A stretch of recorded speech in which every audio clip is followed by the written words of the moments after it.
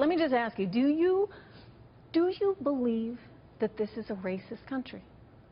Oh, absolutely. And the problem in this country is that communities of color live with it, see it every day. White America doesn't. And so we have a very different view of race and racism in this country. 2 times an African-American president. See, I don't think that's it at all. I think what you're referring to is a socioeconomic issue.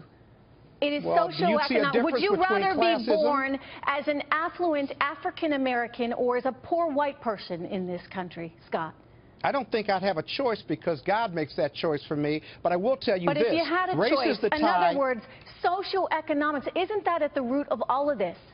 We give everyone a fair shake, but sometimes the system for socioeconomic reasons is not as fair. But it has nothing to do with the color of your skin. Because you've never been black or brown in America, Trish. That's why you believe in that premise. It's I'm a false woman in premise. America, Scott. Well, you may be a woman, but you know what? You cannot equate that to being black and white, or rather black and brown in America. Nobody on this show can. And that journey for black people and brown people, whether you're well-to-do and educated or not, if you're black, race is a tie that binds you. Economics may separate you, but growing up black and brown in this America, whether it's me or some young kid in Southeast Washington, is a very different life that faces racism and racist issues on a daily basis. That's not identity politics. That's reality. Issues. Again, if you have a choice to be born as a poor white person if I'm being discriminated against because I'm black that's person. not classism, that's racism.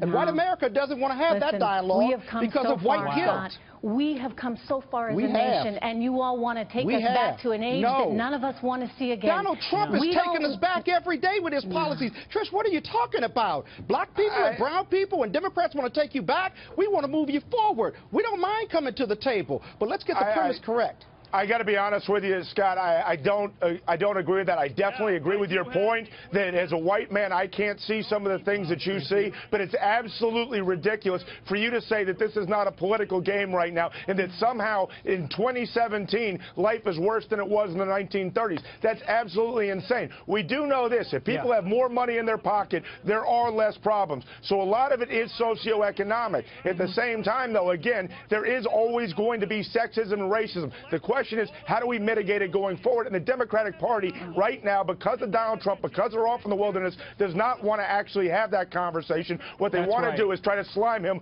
all the way till he's out of the White House. And that's unfortunate, because I think this country is much better than some Democrats want us to think, including you, Scott, frankly. And I think it's irresponsible and very dangerous.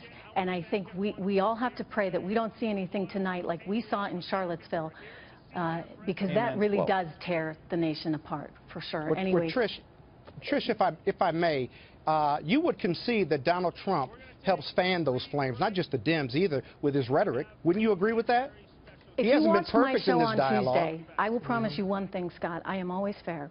And on Tuesday, I wanted him to shut down that narrative, and I was outraged that he did not, okay? But I agree. It was not deliberate because he is a racist.